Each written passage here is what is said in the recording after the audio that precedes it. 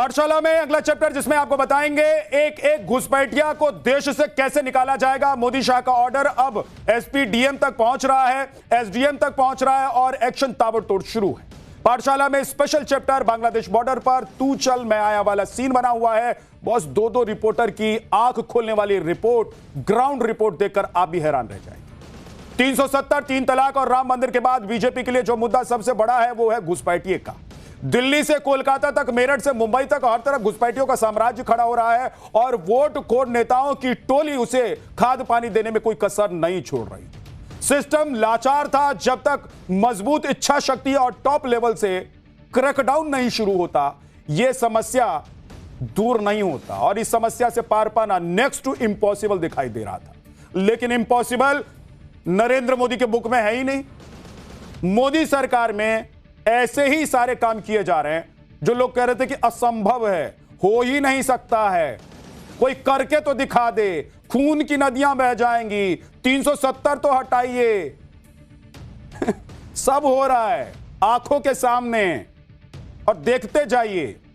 कोई सोच रहा था कि राम मंदिर का मुद्दा सुलझ जाएगा और राम मंदिर बन जाएगा? सोचा था आपने कि राम मंदिर बन जाएगा?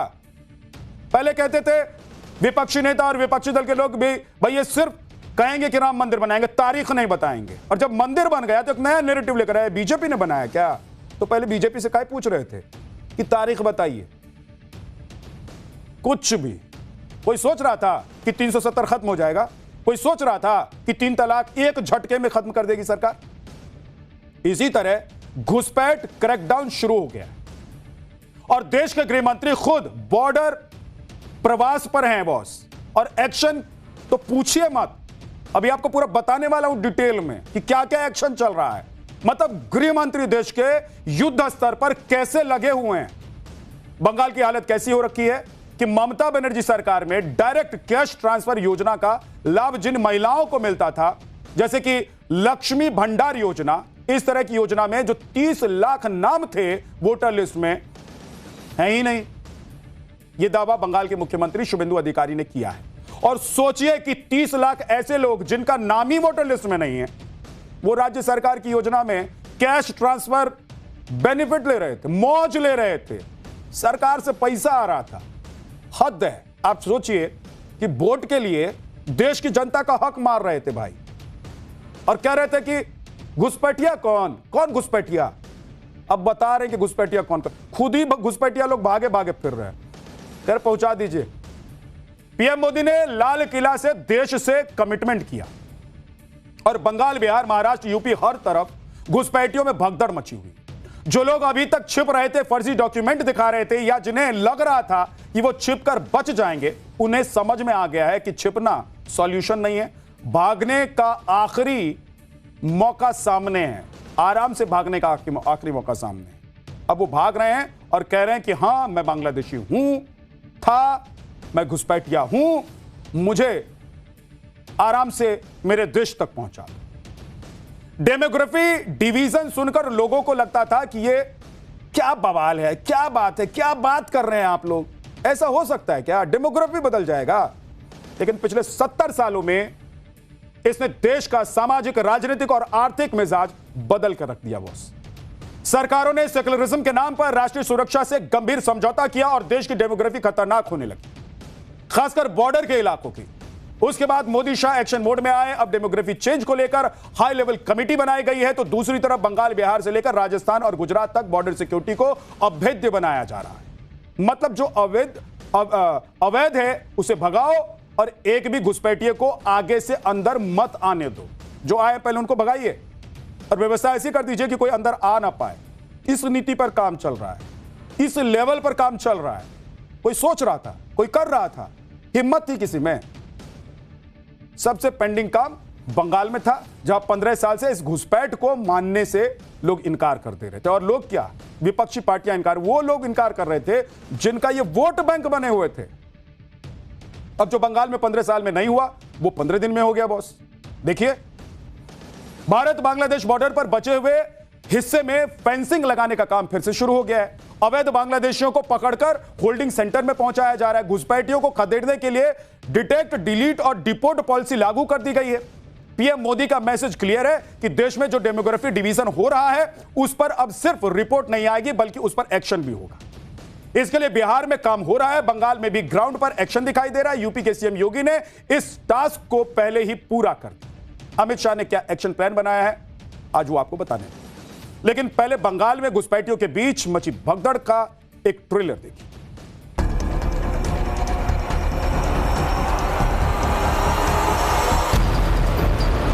पहले तो वोटर लिस्ट में डिटेक्ट हो गया,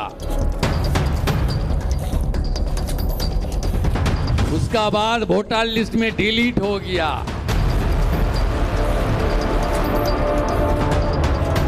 अभी तो टाइम आ गया है बंधु डिपोर्ट करने का।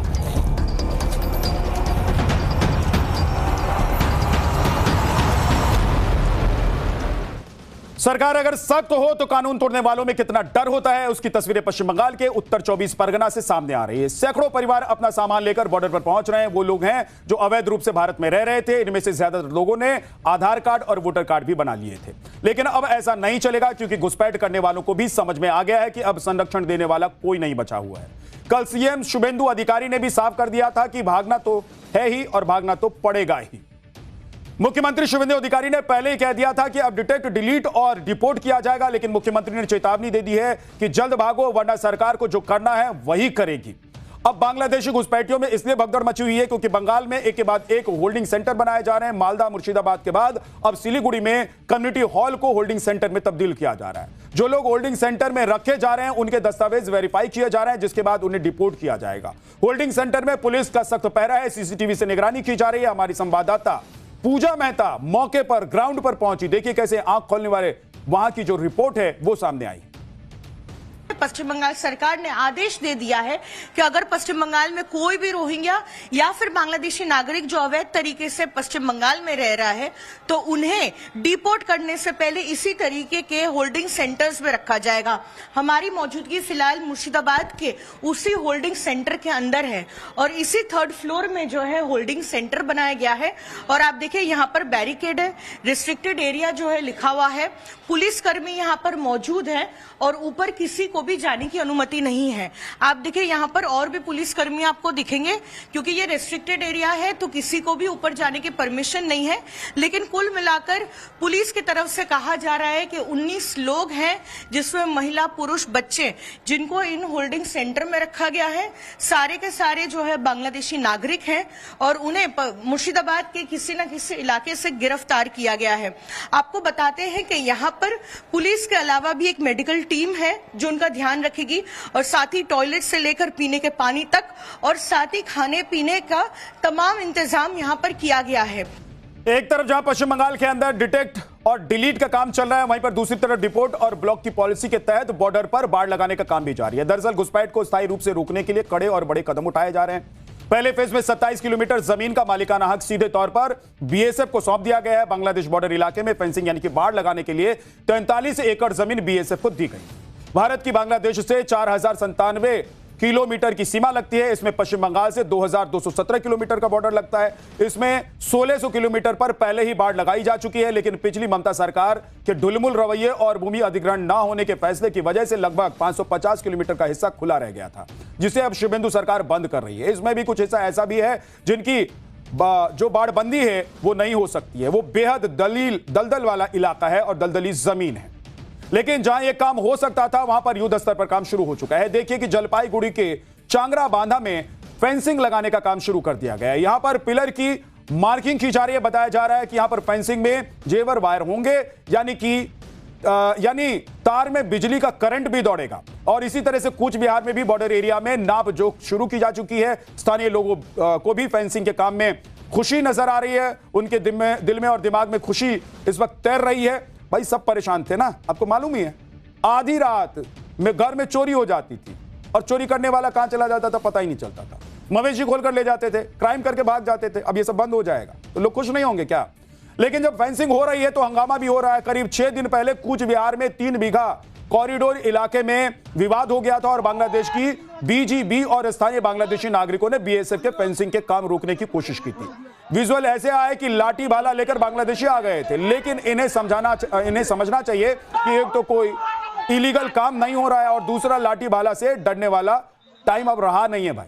अपनी जान बचाओ, ये बीएसएफ वालों को फ्री हैंड है। देश की सुरक्षा के सामने कोई आएगा उसे ठोक दिया जाएगा, और इसीलिए शांति से जो हो रहा है उसे होने दो, ज्यादा बदमाशी मत करो। हालांकि बीएसएफ ने पूरे मामले को संभाल लिया और अब दोबारा इस इलाके में फेंसिंग लगाने का काम शुरू कर दिया गया है। 3 बीघा कॉरिडोर इलाके में हमारे संवाददाता की एक रिपोर्ट आप देखिए। ये जो पूरा हिस्सा आप देख रहे हैं, ये पूरा अनफेंस्ड इलाका है। ये पूरा आप देखें, ये पूरा बॉर्डर जो है ये पूरा एक तरीके से हम कहें तो बीएसएफ यहाँ पर लगातार चौकसी करती है। और जो सामने आप पिलर देख रहे हैं, ये दरअसल वो 0 पॉइंट है, उसके बाद से पूरा बांग्लादेश का जो हिस्सा है वो शुरू हो जाता है। आप सोचिए कितनी आसानी होती होगी बांग्लादेश के लोगों को यहाँ पर आने के लिए, इलीगल लोगों को यहाँ पे आने के लिए। आप भी यहीं रहते हैं? हम तो एक ही घर है, भैया है। भाई है, तो ये जमीन पहले क्यों नहीं दिया जा रहा था? आप लोग दे रहे हैं, ये बांग्लादेश का हिस्सा है आगे चल के। नहीं तो इंडिया है, जो थोड़ा देर वो बाद में वो बाजार का उधर वो बांग्लादेश है। तो वहाँ से लोग आते हैं यहाँ पे? इधर तो पहले जाना आना का था, बैरिकेड नहीं था जब। अभी तो जो बैरिकेड बना है वो माने रेडीमेड, हाँ अभी तो थोड़ा बंद हो गया।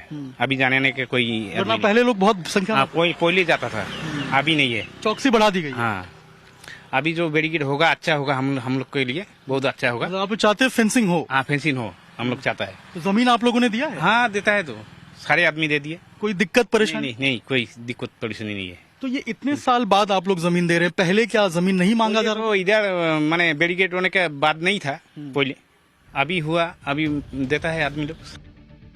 बॉस, बांग्लादेश के बॉर्डर से सिर्फ अवैध घुसपैठी नहीं होती थी, बड़े पैमाने पर स्मगलिंग और तस्करी भी हो रहा था। अभी बकरीद पर एक एक जानवर उधर टप जाता तो उसकी कीमत दोगुनी हो जाती, लेकिन अब पिन ड्रॉप साइलेंस है।